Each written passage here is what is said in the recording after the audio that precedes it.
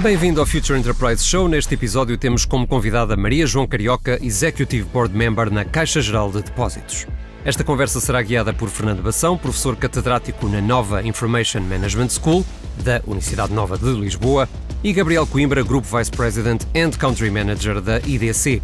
O Future Enterprise Show é oferecido pela IDC Portugal e pela Nova IMS em parceria com a Nexcellence.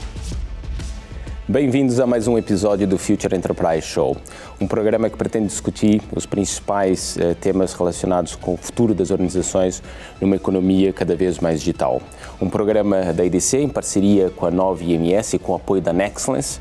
E Future Enterprise é o termo, é a visão da IDC para o futuro das organizações, uma organização que se quer resiliente, ágil e capaz de inovar de forma contínua numa economia cada vez mais digital. Cada episódio temos uma conversa, uma entrevista com uma personalidade que acreditamos que esteja ou a criar ou a transformar uma Future Enterprise ou a contribuir para esse ecossistema de transformação digital em Portugal. E nesse episódio temos mais uma convidada muito especial, como sempre, que está a transformar uma das maiores organizações nacionais, um grande desafio, mas enfim, que tem feito aqui um trabalho fantástico.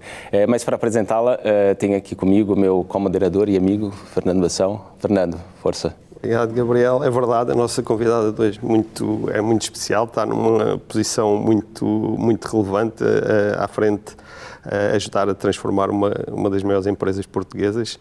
É Maria João Carioca, que é administradora da Caixa Geral de Depósitos e responsável pela área de tecnologias. Maria João, bem-vinda. Muito obrigado pela disponibilidade para estar aqui connosco nesta pequena conversa. A primeira pergunta tem que ver genericamente com a evolução da carreira profissional, ou seja, como é que foi a progressão na carreira profissional e, em particular, dada, digamos assim, o sucesso que tens tido na tua vida profissional, qual é a característica que te parece mais marcada em ti que eventualmente tenha contribuído para este percurso? Bom dia, antes de mais é um enorme prazer estar aqui. As nossas conversas de preparação e anteriores foram sempre conversas muito agradáveis. Eu acho a ideia uma ideia muito interessante, portanto tenho muito gosto em associar-me, portanto obrigada pelo convite.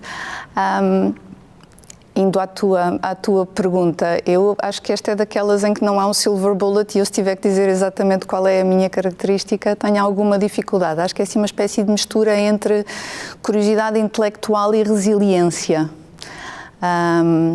Em vários momentos da minha vida eu fiz economia porque achava na altura que era uma boa combinação entre o pragmatismo da gestão e a base de conhecimento que achava que, enfim, nós escolhemos coisas aos 18 anos, temos assim umas teorias muito elaboradas. Eu na altura achava que a base teórica da economia me ia ajudar e a verdade é que ao longo dos anos me tem servido bastante bem.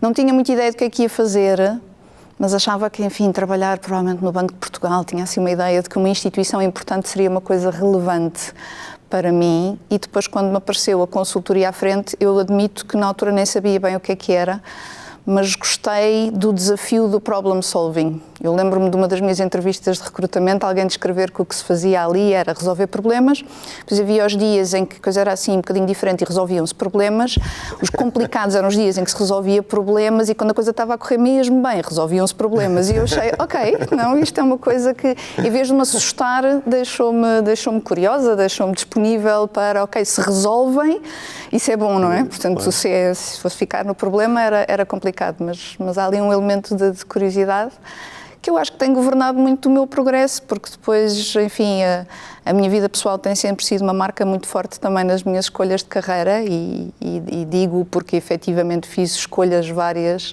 exatamente para tentar gerir esses equilíbrios. Não é fácil, não é? Em particular para uma mulher e por aí tem desafios, pelo menos continua-se a dizer que tem desafios adicionais. Parece-me que sim, não é simples, sim. Não é? Eu acho que mais vale reconhecermos que há, no mínimo, desafios diferentes. Diferentes, é. Acho que vale a pena chamá-los de desafios porque isso nos deve convocar para pensar neles, para não os meter debaixo do tapete, para os abordar, para os pensar. E eu digo muitas vezes que há coisas que continuam a precisar de ser pensadas, porque se as deixarmos simplesmente como estão, dificilmente vão evoluir, e coisas tão simples como a maneira como nós gerimos carreiras nas empresas, a maneira como nós estruturamos as evoluções das pessoas em fases, por exemplo, a fase de se ter filhos, a fase de se estabelecerem relações mais estáveis, etc. Se isso não for gerido ativamente, vai ser difícil. Eu tive a sorte de navegar esses períodos com alguma calma, mas filo sempre sem pensar, ok, não há coisas que eu vou deixar de fazer só porque preciso de gerir isto. Vou fazendo aquilo em que me sinta mais confortável e, portanto, daí esta minha nota de resiliência e curiosidade, porque às vezes é preciso simplesmente cerrar os dentes e seguir em frente. E há alturas em que é mesmo assim, sim. A gente cerra os dentes, chega em frente e a vida é mesmo assim. Mas, acima de tudo, há coisas que continuam a despertar-me imensa curiosidade, a ter vontade de ir, de fazer, de mexer, de mudar, de não deixar estar como está, de questionar. Portanto, eu acho que isso é o meu bichinho carpinteiro e tem-me servido bem e eu gosto dele e sei que é nessas alturas em que eu deixo que o meu bichinho carpinteiro me desafie um bocadinho que as coisas me correm bem. É um bom coquetel, não é? Curiosidade e resiliência. É excelente para resolver problemas. Não, é bom sempre assim, um pequeno frasco com esse coquetel e de vez em quando tomamos, acho que é fantástico. Mas, Maria João, tens um percurso enorme no setor financeiro, enfim, invejável. Como é que tu vês hoje o setor financeiro? Aqui acho que há vários temas, né? O setor financeiro, principalmente em Portugal, passou aqui por um período muito complicado. Temos as fintechs a colocar em causa ou não, se calhar o modelo de negócio tradicional, as big techs também, tivemos a pandemia com grande transformação. Como é que, assim, de uma forma muito rápida, desculpa pedir isso, como é que vês hoje o setor financeiro e o papel do digital, que foi sempre muito relevante naquilo que foi a transformação do setor financeiro já no passado, até já numa outra intervenção muito mais anterior, houve aqui uma digitalização da banca que foi fantástica em Portugal, mas como é que tu vês hoje o setor em Portugal, a nível mundial? Eu acho que o setor, e não é uma característica só portuguesa, é uma característica mundial e europeia, o setor financeiro continua muito desafiado. Vou pôr a questão nestes termos. E eu digo desafiado porque acho que é um setor que lida com um conjunto de aspectos que são muito permanentes em termos de vamos continuar a precisar de setores financeiros estáveis, vamos continuar a precisar de setores financeiros que façam este olear da economia, esta transmissão de cadeias de financiamento que põem as economias a funcionar e, portanto, isso intrinsecamente vai continuar a ser necessário. O setor está desafiado porque tu tocaste num ponto fundamental. O modelo de negócio alterou-se muito fundamentalmente. Eu acho que as pessoas normalmente não incorporam necessariamente o que quer dizer quando nós dizemos, olha, a Euribor está negativa, é tão bom, no fim do mês, no empréstimo à habitação, sabe tão bem. Mas a banca tem centenas de anos a lidar com taxas positivas e nos últimos, e agora já lá vão muitos anos, de repente dá consigo a lidar com preços negativos. É a mesma coisa, quer dizer, imagine um supermercado em que de repente há itens em que o preço é negativo. Eu levo para a caixa e tenho que me dar dinheiro de volta. É um desafio muito grande e, portanto, eu acho que esse é um dos desafios muito determinantes na banca, é conseguir fazer evoluir o modelo de negócio, porque assumidamente há questões de contexto que o setor não controla e, portanto, tem que ter essa capacidade de manter flexibilidade, de manter visão, de se ajustar. A tecnologia é uma parte fundamental disso, até porque a maneira como eu tenho que lidar com isso é fazer as coisas de forma mais rápida, fazer as coisas com muito mais simplicidade, fazer as coisas com muito mais capacidade de interagir com os meus clientes da maneira como eles querem, porque senão eles vão-se embora, o desafio tecnológico que tu falavas. A banca tem tido uma incorporação tecnológica muito acelerada, e é verdadeiramente incorporação tecnológica, portanto, se pararem para pensar, é fortíssima, tanto na relação com o cliente, e não há nada mais crítico para qualquer empresa do que a relação com o cliente, e eu estou a fazer incorporação tecnológica no interface com o cliente diretamente, no telemóvel, mesmo que alguém entre numa agência minha e cada vez mais o papel das agências se tem transformado enormemente. Não é apenas uma discussão de dimensão e de são ou não precisas agências, é que agências é que nós precisamos ter, onde é que as pessoas querem entrar quando vão ao banco.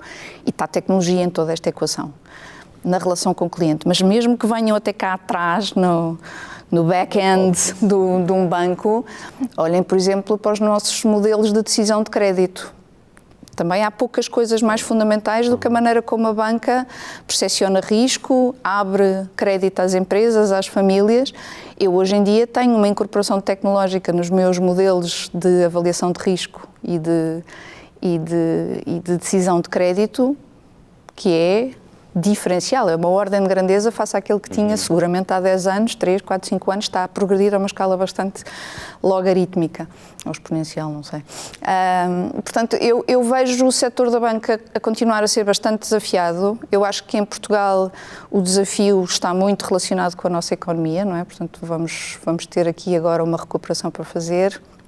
Temos um problema de percepção pública, eu acho que a banca tem uma muito má imagem junto dos mídia. Acho que os nossos clientes continuam a ter uma relação de muita proximidade, muita intimidade, muita confiança connosco, mas depois de alguma forma isso quebra na percepção pública em geral e temos que trabalhar um pouco nisso também. Portanto, eu vejo um setor desafiado, um setor em que não se pode estar tranquilo, leaning back, watching as it goes, mas um setor que tem feito um conjunto de coisas que demonstram que há capacidade para continuar a evoluir e para incorporar esta noção do incorporar, do aprender, do trazer para dentro, para mim vai ser determinante para a banca nos próximos tempos. Só mais uma nota aqui, em relação a essa incorporação da tecnologia, ou seja, nesse último ano, com a pandemia, acho que esse processo acelerou imenso, não é? Se pudesse aqui dizer quantos anos representou o último ano de pandemia em termos de incorporação de tecnologia? Eu acho que seguramente 2, 3 anos, assim, off the top of my mind, muito facilmente. Okay. Acho que muitas das coisas que nós acabamos por acelerar e incorporar agora, na realidade, eram coisas que nós ou até já estávamos a ver a acontecer, ou estávamos a experimentar, ou tínhamos ainda em piloto e de repente precisámos delas e explodimos-las. Sei lá, por exemplo, usar a inteligência artificial para apoiar no atendimento de clientes. Nós pusemos uma assistente digital a trabalhar, achávamos que ia ser um piloto pequenino, precisámos de apoio porque as pessoas neste contexto têm muitas dúvidas, dirigem-se muito, a agência está fechada, vão ao contact center, portanto precisámos muito de reforçar a nossa capacidade de dar alguma espécie e de repente eu tive uma assistente digital que nos primeiros meses serviu 700 mil clientes e serviu mesmo, respondeu-lhes 700 mil clientes únicos, não foram 700 mil chamadas, foram 700 mil clientes, alguns deles ligaram mais que uma vez, etc., foram servidos. E esta expansão dos números, eu não sei se, provavelmente nos meus business, eu sei que no meu business model, em sítio nenhum, eu tinha, primeiro 3 meses de utilização de assistente digital, 700 mil clientes, nenhum dos meus colegas ia acreditar nisso, nenhum dos meus business cases tinha isso, nada estava lá, mas serviu, funcionou e, portanto, essa aceleração sentiu-se muito e muito rapidamente, sentiu-se também nos comportamentos dos clientes, não é? Portanto, continuo a ter comportamentos muito diferenciados em termos de segmentos, nomeadamente faixas etárias, mas houve faixas etárias em que de repente 80%, 90% dos meus clientes hoje em dia têm uma relação digital com o banco. Sim, se calhar não tinha no passado essa faixa etária mais sénior, se calhar não tinha relação digital, ou pouca, e hoje... Pouca, e hoje em dia continua a ser aquela em que nós estamos a trabalhar de forma mais atenta, nomeadamente trabalhamos quase que numa perspectiva de inclusão, porque deixar perfis muito diferenciados e, portanto, dizer, olha, há aqui um segmento que não usa o digital, é um fator de exclusão e hoje em dia achamos que é um fator de exclusão que já pode ser sério e, portanto, trabalhamos isso de forma muito ativa.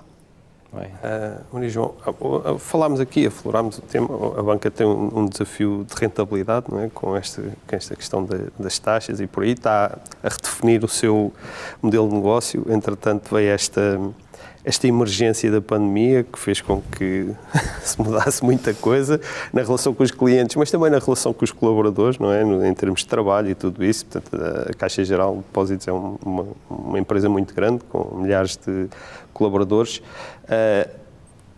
nos próximos 5 anos, nos próximos 10 anos, pensas que algumas das alterações que aconteceram, como o trabalho remoto, este sucesso do assistente digital, estas coisas que foram alteradas devido à emergência, vão manter-se ou vamos voltar a um modelo mais próximo daquilo que tínhamos antes da pandemia? Ou vamos acelerar ainda mais este progresso da utilização das tecnologias e desta forma de trabalho?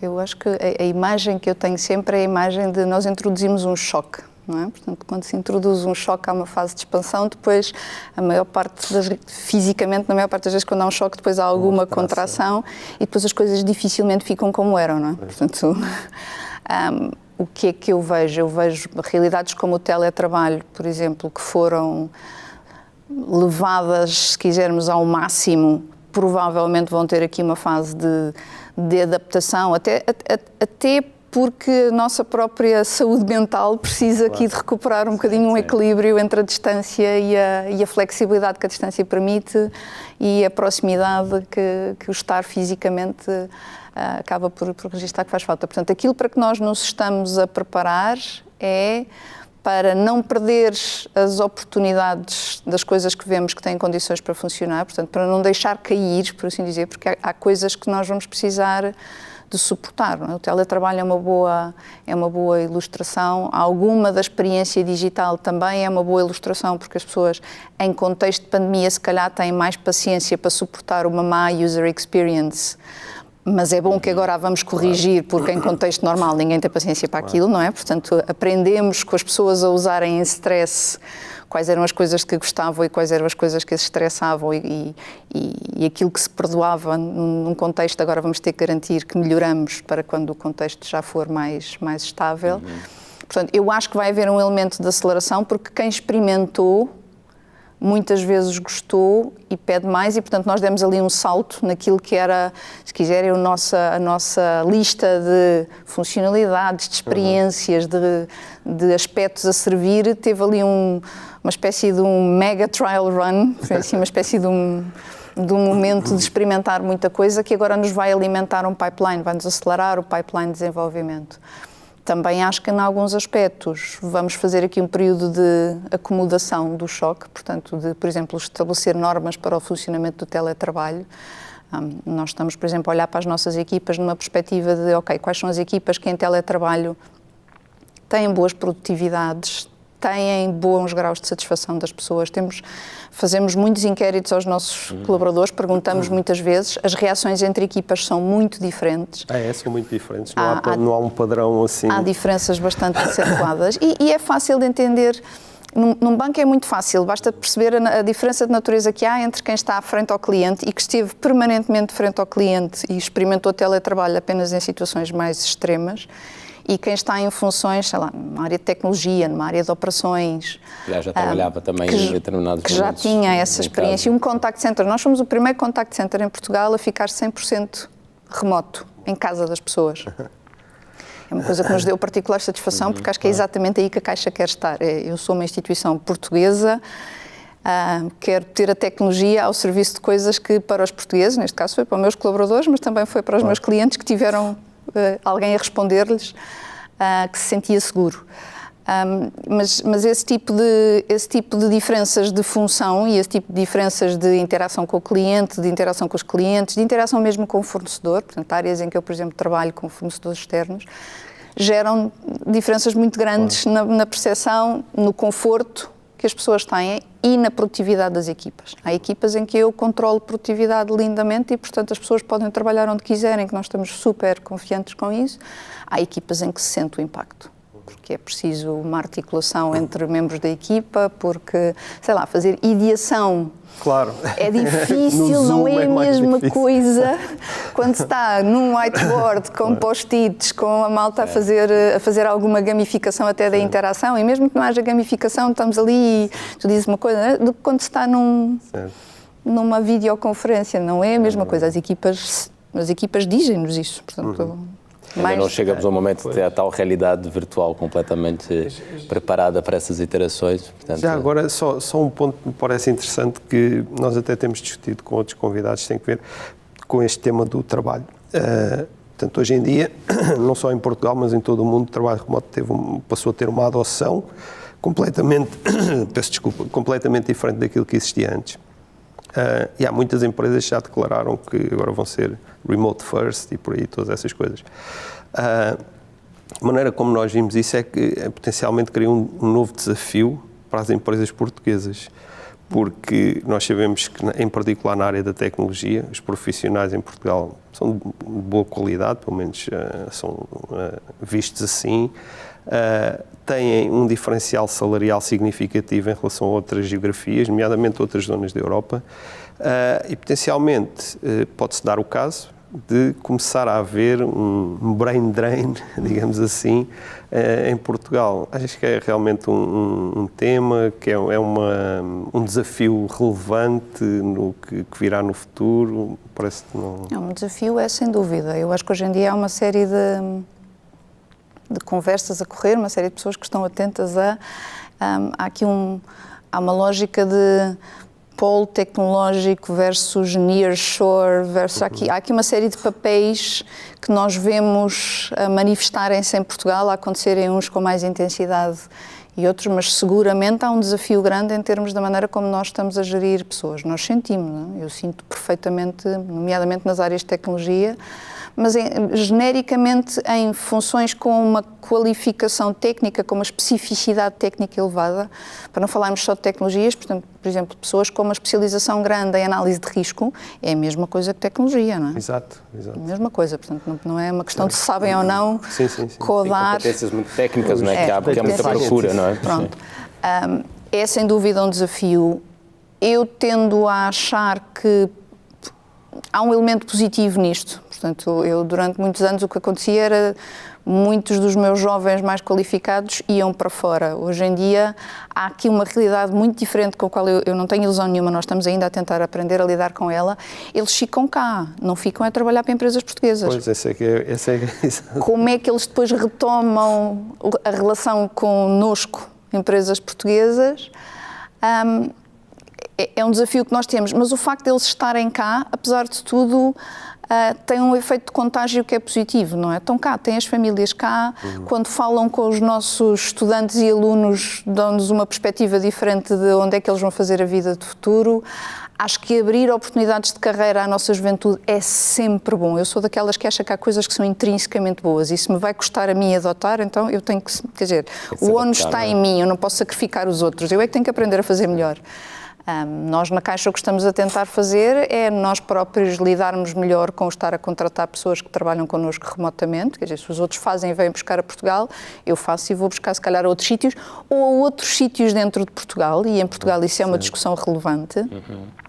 Portanto, há aqui uma série de frentes que se calhar não estavam ativas e não nos estavam a requerer atenção e a motivar uma ação que hoje em dia se justificam. Mas eu continuo a ter uma perspectiva positiva sobre isso. Sim, e há uma série de nuances que são difíceis de equacionar assim numa conversa tão curta, mas mesmo por exemplo, aquele tema que sempre falamos do desenvolvimento muito assimétrico do país, do litoral versus o interior, isto se calhar cria uma oportunidade para empresas como a Caixa e outros, e a administração pública fomentar, digamos assim, o trabalho remoto de outras zonas do país, que implica custos também de vida muito mais baixos e, portanto, permite melhor qualidade de vida às pessoas. Isso também é um aspecto relevante nas próprias propostas, não é? Portanto, eu estou de acordo com isso. Nós vemos, nós próprios, quer dizer, vemos, usamos, temos parceiros que usam. Não apenas pessoas que estão fisicamente nos nossos centros maiores, portanto, os tradicionais de Lisboa e Porto. Hoje em dia começamos a ter já muita expressão fora de Lisboa e de Porto. Acho que há um outro ângulo que também vai ser interessante em Portugal nos próximos anos, que tem a ver com a própria estrutura do nosso ensino. Nós tínhamos um pensamento muito estruturado em torno de licenciaturas, um conjunto de escolas de mais eleição e depois aquilo quase que vinha por ali abaixo. Acho que há toda uma dinâmica com politécnicos, com ensino técnico profissional, com outras camadas de ensino, que eu pessoalmente acho que tem uma enorme mais-valia para dar, porque o grau de especialização que se pede em algumas funções, a extensão da preparação que é preciso exigir às pessoas é distinta e, portanto, comporta experiências de ensino diferentes. e sermos capazes de ir buscar recursos aos quais damos um nível de qualificação bom, suficiente, mas que não tem que ser todo uniforme. Certo. Há muito valor no explorar estes gradientes, não ficarmos apenas com esta é a melhor solução, vamos todos para a melhor solução. Explorar os gradientes eu acho que vai ter um impacto positivo nos próximos tempos. E até porque permite, no fundo, encurtar um bocado esse gap que existe entre aquela que é a população que está mais literada, né, e menos, e pode criar aqui imensas oportunidades. E eu também acredito que, de facto, nós, Portugal sendo um país relativamente pequeno, ou seja, essa abertura para o mundo através do trabalho remoto, acho que tem um potencial enorme, porque é cada vez mais a economia global. E se calhar aproveitava esse tema da economia global para pedir a tua opinião em relação aqui às big techs e as fintechs, né? Fala-se tanto da Apple, da Google e de outras big techs que estão a entrar, se calhar, no mercado financeiro. As fintechs também a aparecerem algumas, hoje temos visto várias, a valorizarem-se de uma forma brutal. Como é que vês a relação de uma Caixa Geral de Depósitos com esses dois disruptores na banca? São disruptors, sem dúvida, mas também são, em muitos casos, parceiros potentes, muito potentes. Portanto, nós temos-lo visto, eu pessoalmente, mas acho que a Caixa como instituição tem esse posicionamento também, nós vemos-lo muito nesta lógica precisamente de parceiros. São parceiros que são, em muitos casos, tão grandes que nem percebem que são meus parceiros, não é? Portanto, eu sou uma coisa tão pequenina que eles nem computam verdadeiramente o que é que eu sou. Noutros casos são muito pequeninos e, portanto, sou eu que tenho que ter cuidado na forma como me relaciono com eles para poder ser vagamente simbiótica e não ser uma relação muito destrutiva ou muito que abafe aquilo que eles podem trazer ao mercado. Acho que, como em tanta coisa na vida, vai requerer que nós tenhamos atenção aos aspectos que podem transformar isto numa relação positiva ou numa relação muito desigual e muito destrutiva. E eu estou a falar de coisas como, por exemplo, eu quando me estou a relacionar com uma Big Tech, é óbvio que eu tenho um problema de escala. Há investimentos que eles fazem com uma facilidade brutal e que, para mim, são uma discussão no meu orçamento de investimento plurianual. E, portanto, temos que encontrar soluções para estes diferenciais de escala. Temos que encontrar soluções para o facto de, falávamos disso há pouco, mas hoje em dia as abordagens de mercado entre os Estados Unidos, a Europa, nós sentimos menos o que se passa ao Oriente, mas eu acho que também será tema. As abordagens de mercado, as abordagens regulatórias são muito diferentes e criam situações que são difíceis de gerir precisamente nessas relações. Por exemplo, tratamento de dados. É muito difícil eu ter uma conversa com um cloud provider, e os cloud providers são todos eles mega empresas, acerca dos meus requisitos da RGPD, que não lhes dizem absolutamente nada, mas são a regulação europeia à qual eu estou obrigada, e nós acabamos por constatar que eu só consigo construir o diálogo à medida que, por exemplo, o Banco Central Europeu vai dando contexto ao meu diálogo. Há diálogos que eu já não consigo ter a título individual. Portanto, há esses elementos que têm que ser percebidos. Agora, de resto, o aporte tecnológico, a alteração e a incorporação de coisas que me vão ajudar a sustentar o modelo de negócio. Mesmo o desafio em termos de clientes, eu acho que é algo que, quando nós olhamos para o percurso que a banca tem feito nos últimos 20, 30 anos, apesar de tudo, a relação com a tecnologia foi-nos positiva, foi-nos muito positiva. Eu lembro-me que nos anos 2000 o stress era, vai começar a internet, a banca vai ser substituída. Depois houve uma altura em que era os telemóveis, as operadoras móveis vão substituir a banca. E a ameaça está sempre lá, e quer dizer, isto é uma das regras da biologia, não é? Então, quem sobrevive é quem consegue adaptar mais depressa. Portanto, a adaptação tem de estar lá, mas a adaptação até agora tem produzido efeitos positivos. Eu gosto, por exemplo, imenso de me relacionar com fintechs. Aliás, nós às vezes esquecemos, nós em Portugal temos uma fintech fantástica, temos uma CIBS, e nós não a tratamos como tal, mas tem tido sistematicamente ao longo de décadas uma postura que é essa postura. Em relação às fintech, que é portanto, pelo menos a forma como eu vejo, não sei se aqui o Gabriel partilha, que é digamos, um dos principais perigos para a indústria financeira é digamos, o unbundling, ou seja, retirar determinados serviços do contexto do negócio bancário, por exemplo, e começá-los a fazer por pequenas, grandes empresas, muitas vezes fora do espaço europeu, que começam a oferecer esse tipo de serviço. E, portanto, se eu estivesse num banco, estaria sempre muito preocupado com esse tema dos serviços que são os serviços tradicionais da banca e que potencialmente podem ser apanhados, digamos assim, por estas empresas. Em relação a essa questão da relação da Caixa quer com a inovação, quer com as fintechs, qual é que é a estratégia geral? Eu penso que há empresas que têm uma estratégia de estar muito atentas ao mercado e quando aparece alguma coisa, comprarem, mesmo para incorporar.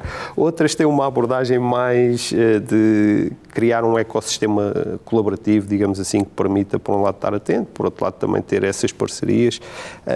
Como é que tu vês esta relação? Já agora colocava aqui mais uma nota, ou seja, o tema do unbundling também tem o outro lado, não é? Ou seja, a banca também pode fazer bundling de outras setores, ou seja, o comércio eletrónico, claro, e uma série de outros setores que exigem pagamentos e que a banca pode, no fundo, acabar por entrar também.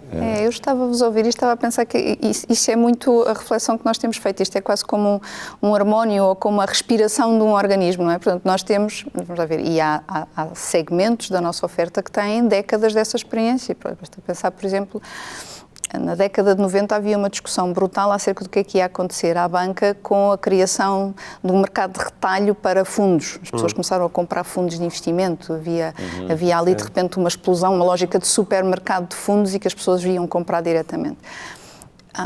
Isso foi algo que acabou por ser, enfim, visto pelos clientes de uma maneira em que se encontrou espaço para hoje em dia eu ofereço aos meus clientes um conjunto de ofertas, mas há clientes que preferem ter comigo essa olha, a relação é única, eu compro através de ti 1, 2, 3, 4, 5, em vez de comprar num lado e comprar no outro lado e comprar no outro lado. Portanto, há um elemento de também ajudar os clientes a gerir confiança e complexidade, que tem sido um território que a banca tem usado bem para fazer esse harmónio, não é? Portanto, acolher ofertas de outros, perceber que há elementos da cadeia de valor que estão fora do nosso controle, mas que, por outro lado, criam serviço, criam valor acrescentado, criam relação que nós podemos trazer para dentro da nossa oferta.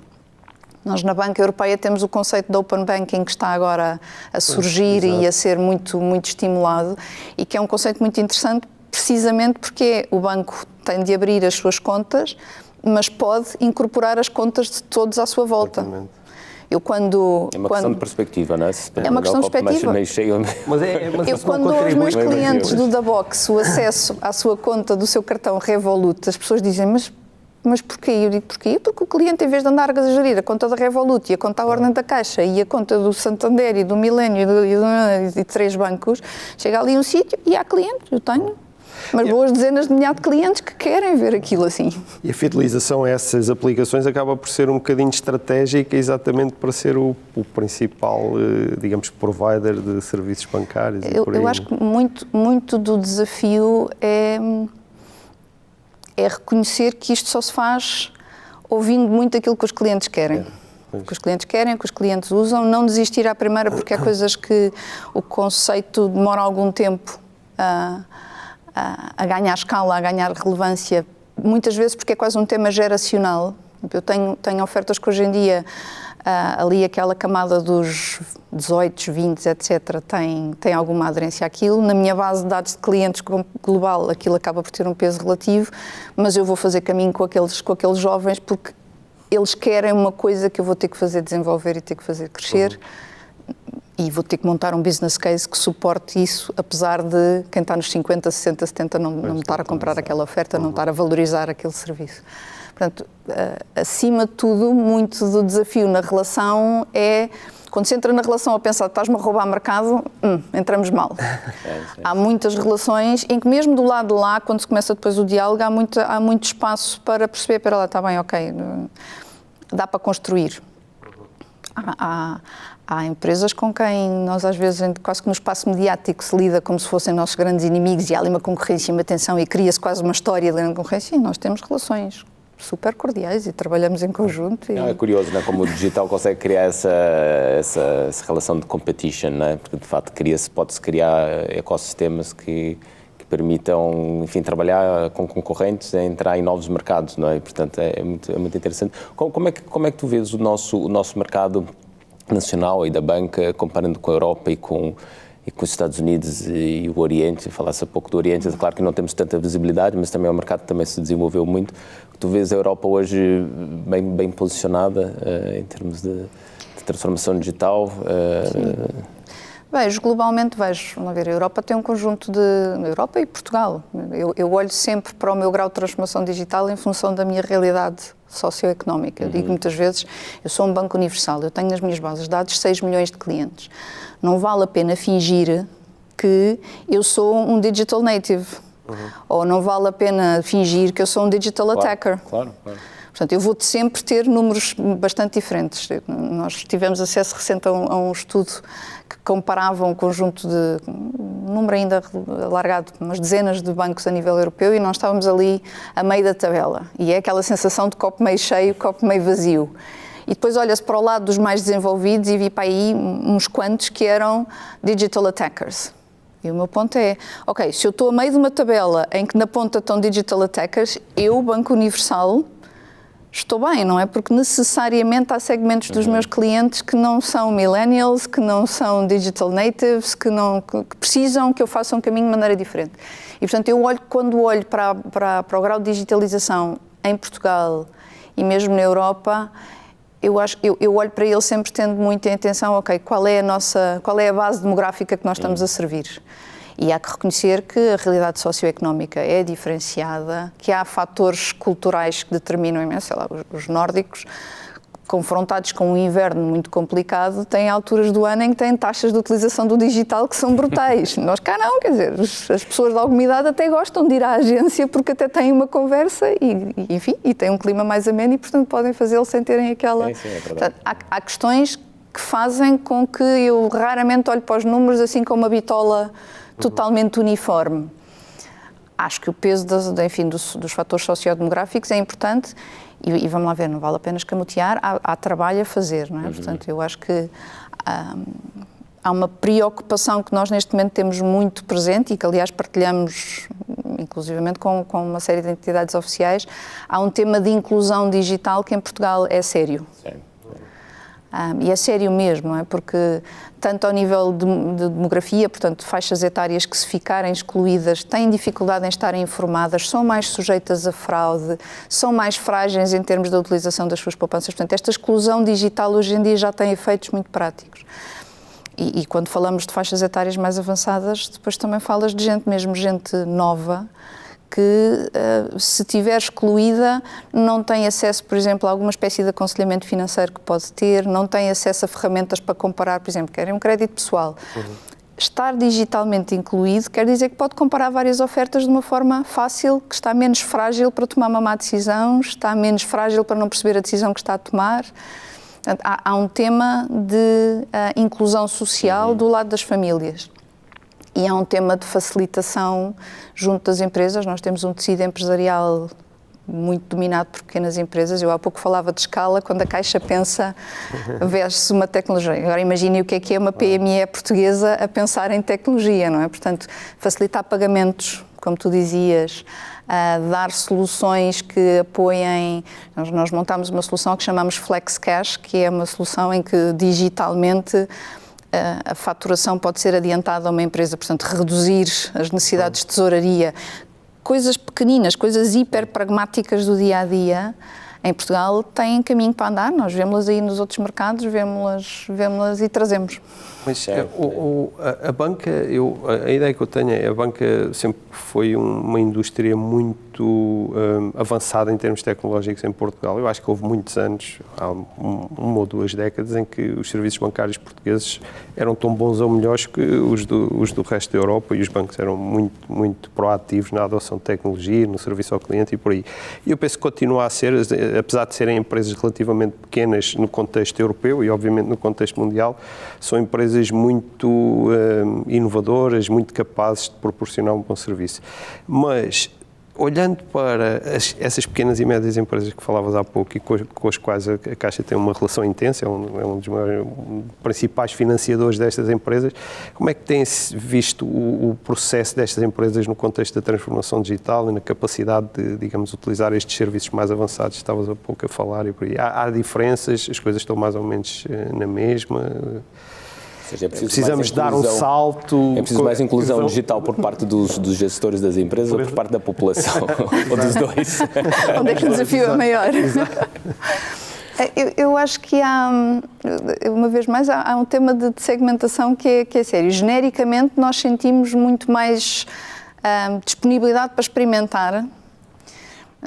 Nós, enfim, quando se é um banco universal da dimensão da Caixa, tínhamos a leitura quer dizer, falávamos com as startups portuguesas assim como falávamos com aquela pequena empresa familiar em que o senhor não queria ouvir falar de nada e, quer dizer, e só para o convencer a deixar de passar cheque já era uma dificuldade. A disponibilidade para experimentar uma solução nova e para tentar perceber o que é que a solução faz, nós temos a vista a aumentar claramente. Aquele produto que eu falava há bocado, o Flex Cash, que é um produto que tem que ser explicado às empresas, mas na prática o que dá é acesso a valores de tesouraria antes, pelo contexto, porque toda a gente precisa ter acesso ao dinheiro tão rapidamente quanto possível, mesmo aqueles que são mais avessos à tecnologia, quando eu digo, olha, não, mas olha, isto é para receber mais depressa. Tem é que se encontrar. Muitas vezes a tecnologia tem um elemento grande de trabalhar a comunicação, trabalhar o pitch, ter o nosso comercial sensível e com uma boa leitura de exatamente para que é que isto serve. O para que é que isto serve é crítico. Eu acho que as nossas empresas, vamos lá ver, as nossas empresas têm tipicamente um problema de trabalharem com muito pouco capital, não é? E, portanto, normalmente tudo quanto é investimento é uma discussão complicada. O serviço é mais fácil de ser prestado e, portanto, eu tenho a noção de que até nisso nós temos que adequar a maneira como olhamos para o digital àquilo que é a realidade das nossas empresas. A base de capital das nossas empresas é uma base desafiada, é uma base curta, é uma base que as pessoas lutam para a terem. E não se trata de fingir que dívida é capital, não é? Dívida não é capital, nós financiamos as empresas, mas temos diálogos muito ativos com elas relativamente, atenção, dívida é dívida, capital é capital. Quando as coisas correm mal, vocês têm que ter a almofada de terem uma base de capital para gerir o risco, para gerirem os altos e baixos. Consumir capital em tecnologia é difícil, mas dar serviço que se paga a si próprio é um diálogo que se consegue ter. Explicar sobretudo aquilo que é o porquê, não é? O porquê e não tanto o digital pelo digital, mas sim o porquê, ajudar. Eu às vezes uso assim uma linguagem muito básica, que é para que é que isto serve? Mesma coisa que com o Open Banking, toda a gente dizia Open Banking, a regulação europeia, eu dizia, mas para que é que os clientes vão usar isto? Para que é que isto serve? É básico, mas é um bom conversation starter. Sim. Às vezes é um conversation ender, não é? Porque as pessoas, toda a gente fala, mas ninguém sabe exatamente porque é que... Maria João, estamos a chegar ao fim aqui do nosso tempo, mas nós temos aqui sempre duas perguntas que nunca deixamos de fazer. Uma delas é em relação aos conselhos que dás aos teus filhos, às tuas filhas. Eu sei que tens duas filhas. Que conselhos é que dás a elas? Eu sei que uma já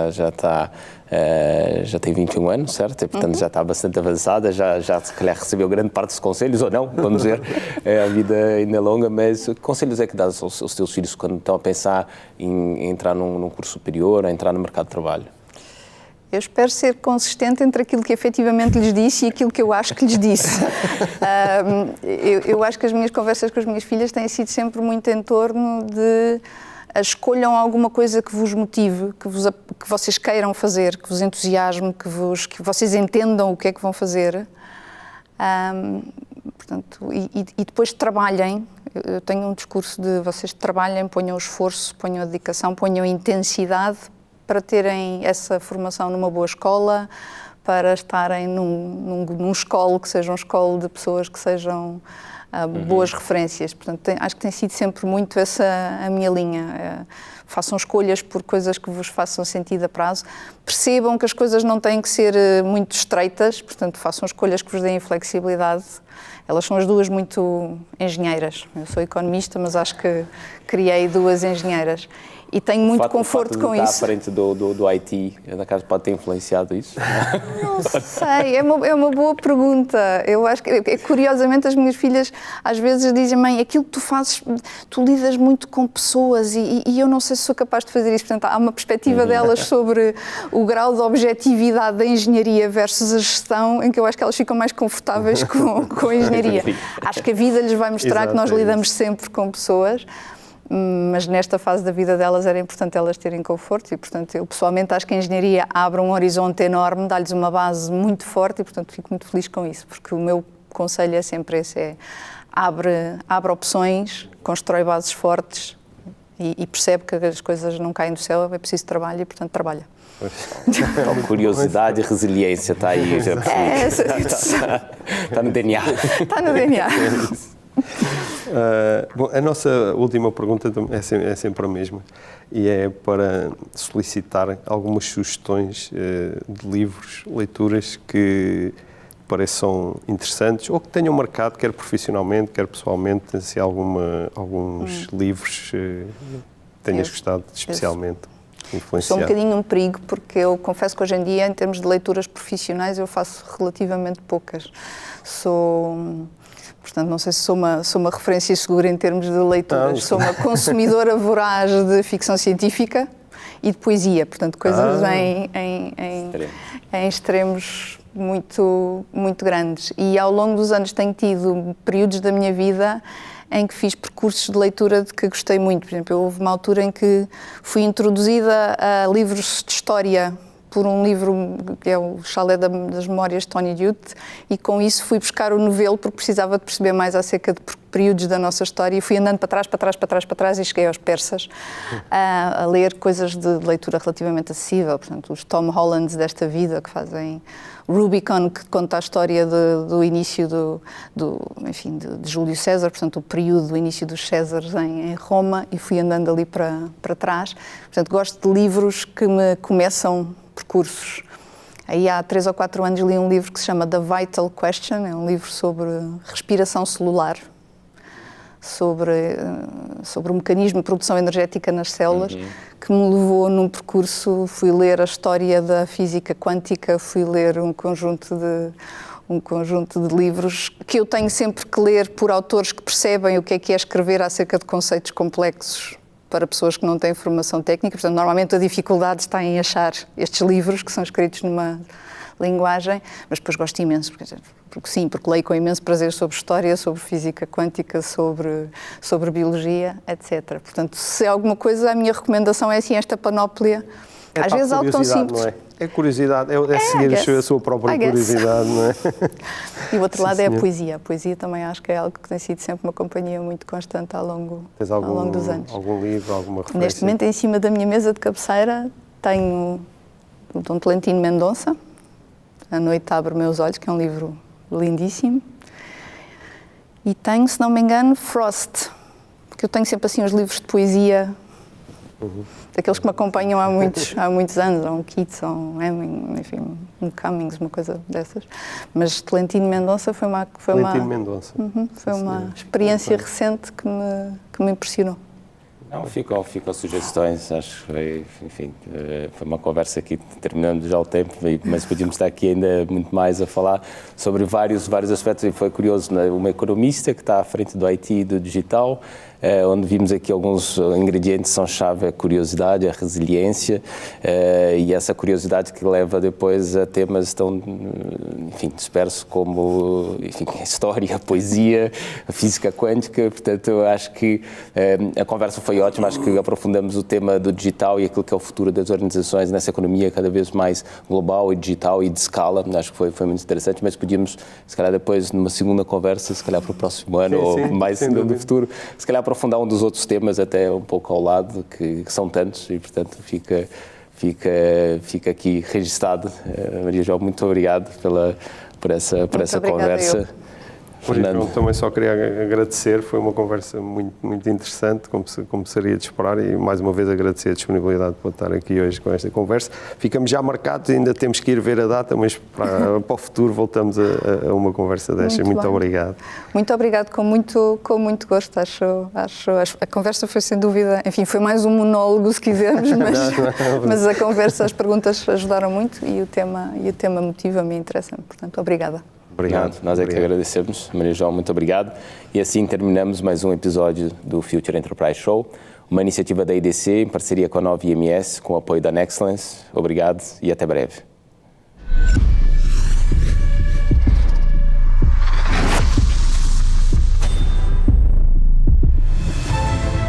Nexcellence by Glint, uma parceria para criar o futuro digital, com respostas baseadas em experiência, com dimensão e ambição, com uma visão global e talento nas competências mais inovadoras. Nexcellence, powered by Glint.